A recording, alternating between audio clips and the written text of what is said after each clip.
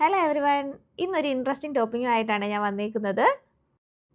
ഈ കറി ലീവ്സ് ഒക്കെ കാണിച്ചപ്പോൾ തന്നെ നിങ്ങൾക്ക് മനസ്സിലായി കാണും ഞാൻ എന്തായാലും പറയാൻ പോകുന്നതെന്ന്.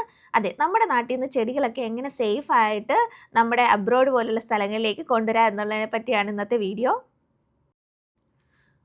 ഓരോ രാജ്യത്തേക്കും നമ്മൾ ചെടികളൊക്കെ കൊണ്ടുപോകുമ്പം അതാത് രാജ്യങ്ങളുടെ നിയമങ്ങളൊക്കെ പാലിക്കണം. ഇപ്പം ഞാൻ അബുദാബിയിലേക്കാണ് കേട്ടോ.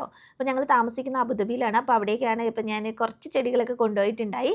അപ്പം നമ്മൾ ഈ ചെടികളൊക്കെ പാക്ക് ചെയ്യുന്നതിനും കൊണ്ടുപോകുന്നതിനും വെക്കുന്നതിനും ഒക്കെ അതാത് ചില രീതികളൊക്കെ ഉണ്ട്. അതൊക്കെ ഞാൻ എക്സ്പ്ലെയിൻ ചെയ്തു തരാം. പിന്നെ ഈ ചെടികളൊക്കെ പാക്ക് ചെയ്ത് നമ്മൾ അവിടെ ചെന്നതിന് ശേഷമുള്ള അതിൻ്റെ അവസ്ഥയൊക്കെ ഞാൻ കാണിച്ചു തരാം കേട്ടോ.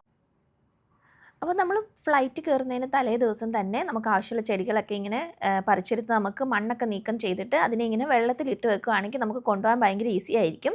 അപ്പോൾ കൊണ്ടുപോകുമ്പോൾ പ്രത്യേകം ശ്രദ്ധിക്കേണ്ട കാര്യം മണ്ണൊട്ടും പാടില്ല. സോയിൽ കംപ്ലീറ്റ്ലി നമ്മൾ റൂട്ട്സിൽ നിന്നൊക്കെ റിമൂവ് ചെയ്തിട്ട് വേണം കേട്ടോ നമ്മൾ കൊണ്ടുപോകാനായിട്ട്. അപ്പോൾ ക്ലിയറൻസും കാര്യങ്ങളൊക്കെ കഴിഞ്ഞിട്ട് സേഫായിട്ട് തന്നെ നമുക്ക് നമ്മുടെ ചെടിയുള്ള ബാഗ് കൈ കിട്ടി. ഹാൻഡ് ക്യാരിയിലായിരുന്നു കേട്ടോ ഞാൻ വെച്ചിരുന്നത്. അങ്ങനെ കൊച്ചിയിൽ നിന്നായിരുന്നു ഫ്ലൈറ്റ്, എത്തിഹാദ് എയർവേസിലായിരുന്നു പൊയ്ക്കൊണ്ടിരുന്നത്. അപ്പോൾ നിങ്ങൾ ഏത് രാജ്യത്തേക്കാണോ പോകുന്നത് ആ രാജ്യത്തിലേക്ക് ഏതൊക്കെ ചെടികൾ അലൗഡ് ആണ് അലൗഡ് അല്ല എന്നൊക്കെ ചെക്ക് ചെയ്തിട്ട് വേണം കേട്ടോ നമ്മളിതൊക്കെ പാക്ക് ചെയ്യാനായിട്ട്.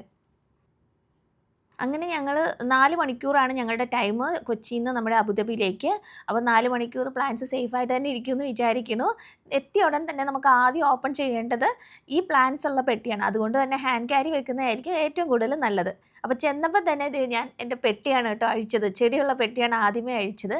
അപ്പോൾ ഇങ്ങനത്തെ ബബിൾസ് ഉള്ള പ്ലാസ്റ്റിക് നമുക്ക് ഈ സാധനങ്ങളൊക്കെ വാങ്ങിക്കുമ്പോൾ കിട്ടുമല്ലോ ഇങ്ങനെ ബബിൾസ്, അത് പൊട്ടാതിരിക്കാൻ വേണ്ടിയിട്ടുള്ള അങ്ങനത്തെ ഷീറ്റ് വെച്ച് കവർ ചെയ്യുകയാണെന്നുണ്ടെങ്കിൽ അത് നല്ല സേഫ് ആയിട്ടിരിക്കും. പിന്നെ നമ്മൾ കവർ ചെയ്തിട്ടുള്ളത് ടിഷ്യൂ പേപ്പർ വെച്ചിട്ടാണ്. ഇപ്പോൾ റൂട്ട്സ് ഒക്കെ ആണെന്നുണ്ടെങ്കിൽ നമ്മുടെ നനഞ്ഞ ടിഷ്യൂ വെച്ച് കവർ ചെയ്യുകയാണെങ്കിൽ, ഇപ്പോൾ കുറേ ദൂരമൊക്കെ ട്രാവൽ ചെയ്യുന്നവരാണെന്നുണ്ടെങ്കിൽ റൂട്ട്സ് ടിഷ്യൂ പേപ്പർ കൊണ്ട് കവർ ചെയ്തിട്ടുണ്ടെങ്കിൽ ചെടികളൊന്നും അധികം വാടാണ്ടിരിക്കും. നോക്കേണ്ട, ചെടികൾക്കൊന്നും ഒരു കുഴപ്പവും പറ്റിയിട്ടില്ല. പിന്നെ നന്നായിട്ട് ന്യൂസ് പേപ്പർ വെച്ചിട്ട് കവർ ചെയ്തിട്ടുണ്ടായിരുന്നു.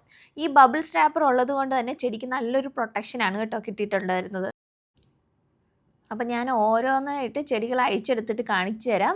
എന്നിട്ട് നമുക്കത് അപ്പം തന്നെ ഇന്ന് തന്നെ നട്ടുവെക്കാൻ, അതായത് അന്ന് തന്നെ നട്ടുവെക്കാൻ പറ്റിയില്ല എന്നുണ്ടെങ്കിൽ നമ്മളത് വെള്ളത്തിലിട്ട് വെക്കുക വാടിപ്പോവാതിരിക്കാൻ വേണ്ടിയിട്ട്. ഇത് സിങ്കോണിയത്തിൻ്റെ ലീഫാണ് കേട്ടോ. ഞാൻ എല്ലാം കൂടി ഇങ്ങനെ മടക്കി, മീൻസ് അതിന് കുറച്ച് പൊക്കം ഉണ്ടായിരുന്നു. പൊതുവേ നമ്മൾ ചെറിയ സൈസുള്ള ചെടികൾ കൊണ്ടുവന്നതായിരിക്കും സേഫ്. അപ്പോൾ നമ്മുടെ ഹാൻഡ് ക്യാരിയിൽ നമുക്ക് വെക്കാനും എളുപ്പമായിരിക്കും. അപ്പോൾ ഞാൻ ഇതിൻ്റെ ഇലകൾ കുറച്ച് വലുതായത് കാരണം അതിങ്ങനെ ഫോൾഡ് ചെയ്താണ് കേട്ടോ വെച്ചത്. അപ്പോൾ നിച്ച് ഇറങ്ങിയിട്ടുണ്ട് എന്നെ ഹെൽപ്പ് ചെയ്യാനായിട്ട്. അവൾ സ്പൈഡർ പ്ലാന്റിൻ്റെ കവറൊക്കെ അയച്ചെടുക്കുന്നുണ്ട്.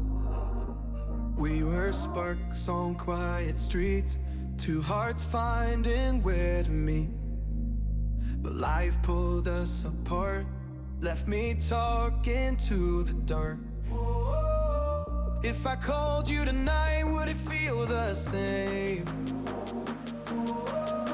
Or have we both moved on to different names?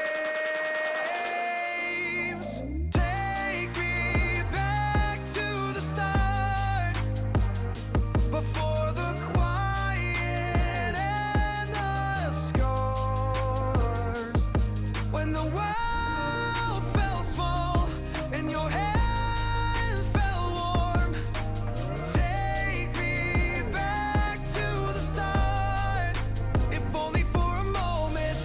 up since 3, scrolling back where we used to be.